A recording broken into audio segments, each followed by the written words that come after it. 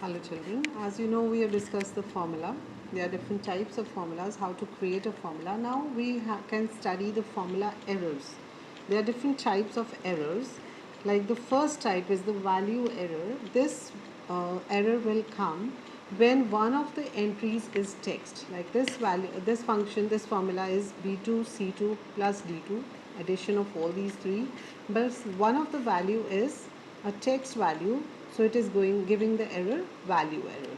Formula is right, it is b2 plus c2 plus d2, but the value is there which is not capable of being added or not capable of being operated on the given operator.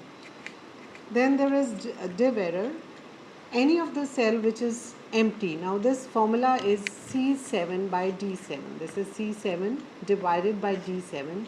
Empty cell or blank cell is taken up as a zero entry. So division by zero is not possible. So it is giving the div by zero error.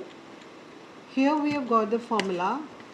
I wanted to add B3, B4 and B2, B3 and B4. By mistake, there was an error. I typed BM instead of B4, so it is giving me the name error because I have not written the formula correctly. I have given the cell address wrongly. The name of the cell is wrong over here. Then the next type of error is, suppose here I give a formula equal to this multiplied by this. Now if I press enter, what will happen? I'm getting the answer here. Now here I'm getting the hash sign. If I get the hash sign, that means the answer is correct, only the space is not proper.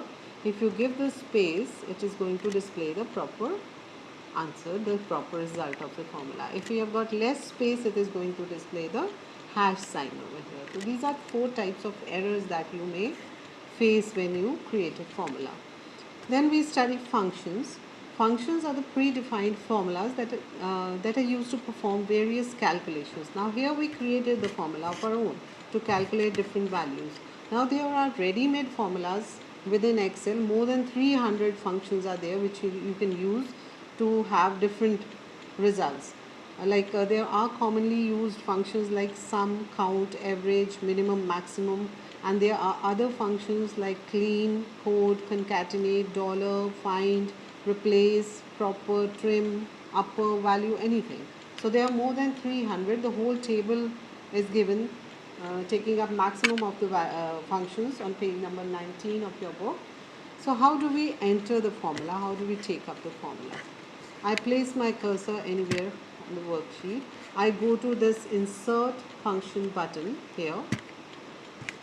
Here I can either give a brief description of what I want, or I can select the category of the functions. I can take up date and time, financial, maths, statistical, lookup, database, text, logical, and etc. Anything. I take up all. In all, I can take up the sum function, which is easy to understand. So here is sum function. I click OK. So it's automatically it's giving me the selection of B3 to E3. I can take up any number which I want to add. Then I take up the second number, and then I can take up the third number. It's going to give me more options, whatever number I want to add. So I keep on giving the numbers, it will keep on calculating the sum. And if I click OK, it's going to give me the result in the active cell. And similarly, if I take up, again I insert function. I go to all and the category sum. I want sum function.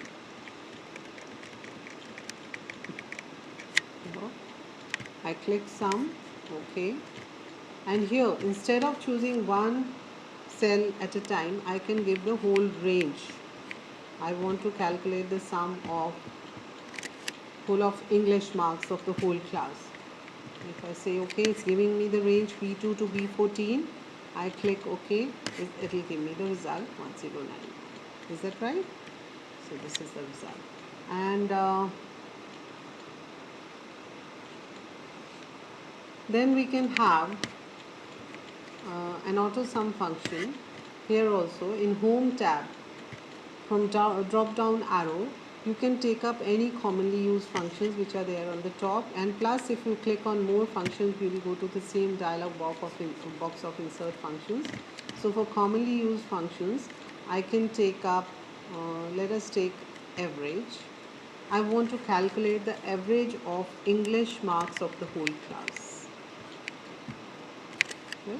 I press enter. This gives me the average of English marks of whole class. You can see the formula, average of B2 to B14. Similarly, I want maximum. Suppose I want maximum marks of maths of the whole class. So C2 to C14 maximum, it will give me 97. These are the highest marks in the whole class. Similarly, I can take up the lowest marks as well. I can count the number of entries, whether there is any absent or not. So, and you can perform more functions from this toolbar. Whichever function you can understand and you want, you can calculate those values from the given functions.